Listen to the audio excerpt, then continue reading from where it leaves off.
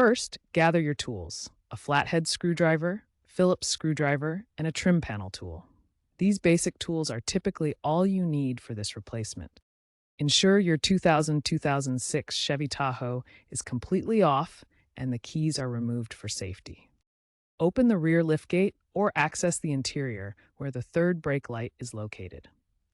Remove any trim panels covering the light housing using your trim panel tool or screwdriver, gently prying them loose.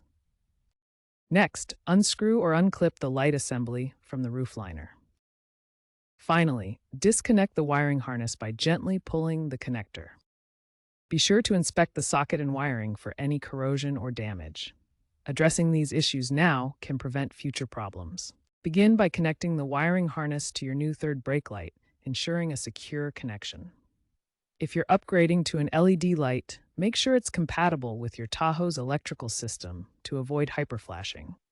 Secure the new light assembly by screwing or clipping it back into the roof liner.